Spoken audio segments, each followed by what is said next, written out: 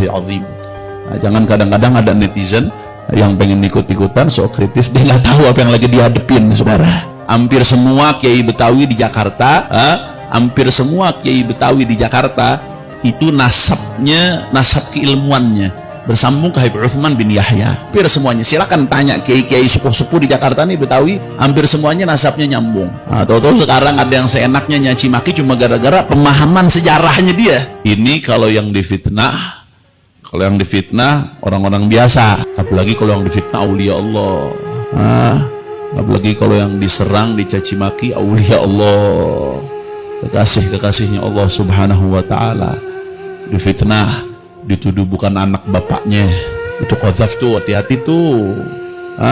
Nasab yang udah sabit ini udah jelas nih, fulan anaknya fulan, ulama-ulama udah ngakuin, masyarakat udah ngakuin semuanya.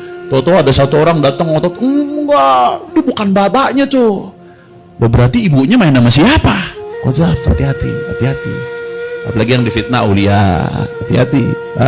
Contoh lagi, ya ada orang bukan cucu Rasulullah Sallallahu Alaihi Wasallam, ngaku-ngaku sebagai cucu Nabi, haram. Bahkan bukan hanya cucu Nabi atau bukan cucu Nabi, orang ngaku bernisbat kepada yang bukan bapaknya, dilaknat oleh Allah. Jadi dalam urusan nasab ini di hadis ada dua, masuk bukan haknya dilaknat, keluar padahal dia di dalam dilaknat. Jadi nggak boleh tuh, dia bukan anaknya fulan, bukan cucunya fulan, ngaku-ngaku dilaknat oleh Allah Subhanahu wa ta'ala. Dia cucunya fulan, tapi dia nggak mau ngakuin, gua nggak mau ngakuin tuh kakek gua, dia begini.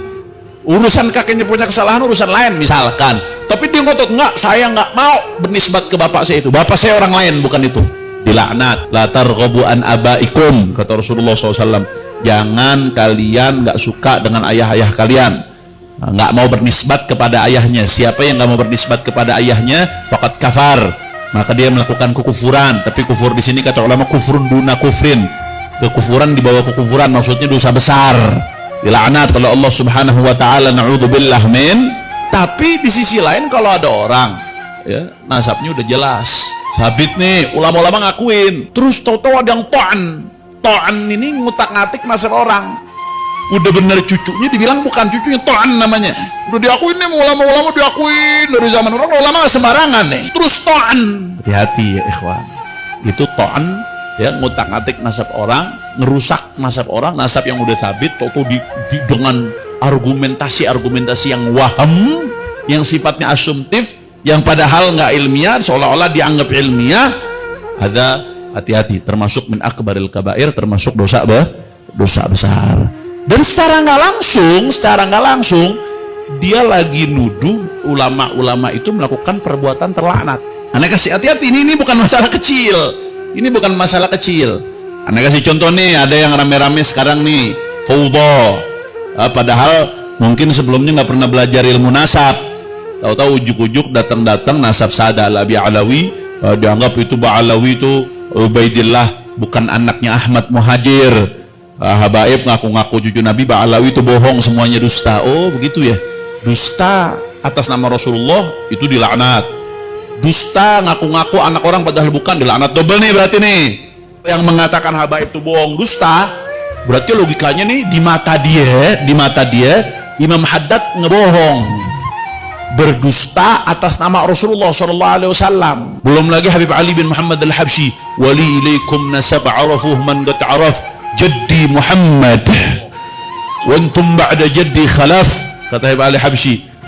Kalian tahu bagaimana nisbatku. Beliau bukan lagi bicara soal bangga-banggaan, bukan, beliau lagi tahaddus bi ni'matillah, sedang menunjukkan kenikmatan Allah kepada mereka, dan mereka betul-betul menunjukkan akhlaknya Rasulullah seperti apa.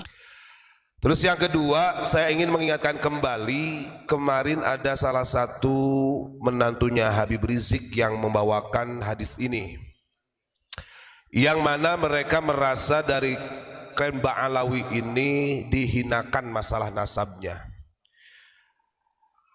Yang disampaikan oleh Kanjeng Nabi di dalam hadisnya itu begini, qala Rasulullah sallallahu alaihi wasallam, ithnatani fin nasi huma bihim kufrun. Jadi ada dua hal, kalau dua hal ini menimpa kepada seseorang atau ada pada diri seseorang, maka orang tersebut bisa dikatakan kufur.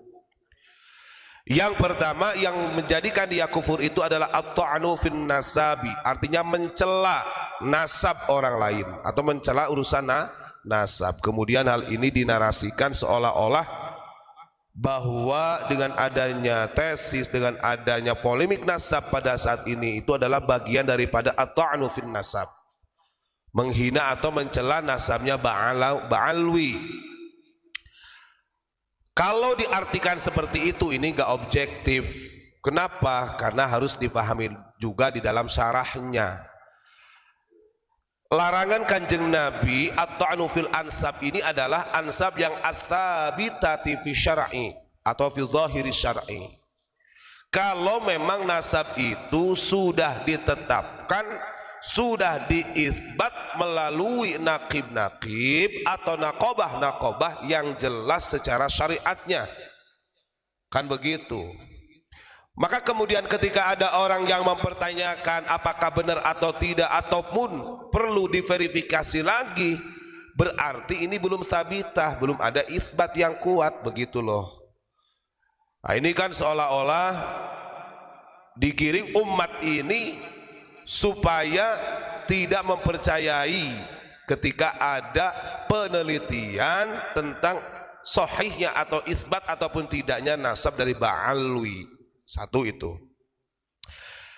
Ya jelas, sebenarnya kalau kita lihat yang pas dikatakan at-ta'nu fin nasab itu yang mereka sendiri. Mereka langsung mengatakan bahwa nasab Wali Songo ini tidak ada, terputus dan lain sebagainya, dan itu jelas-jelas at-ta'nu.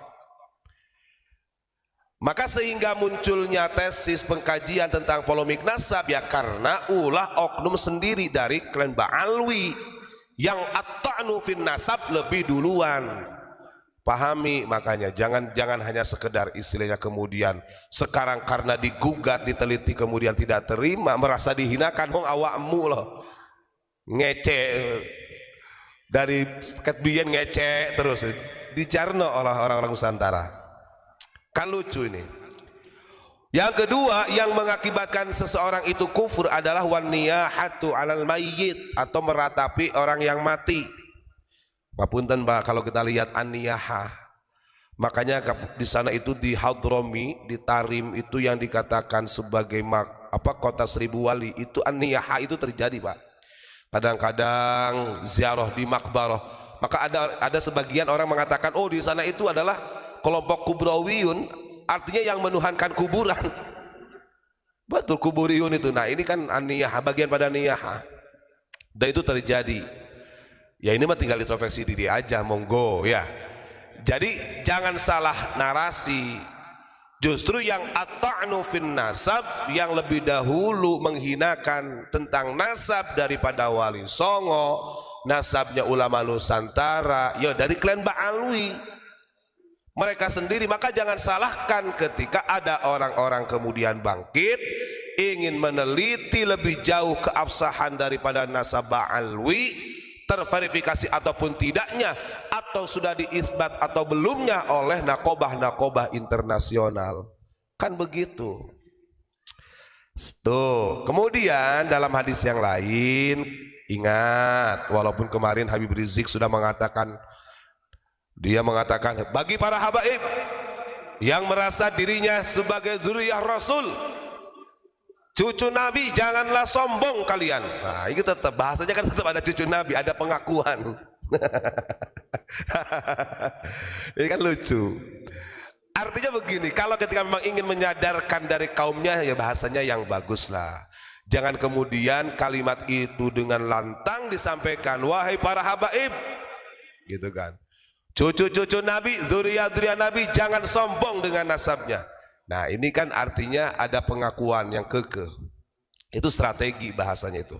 Jadi bahasa satire.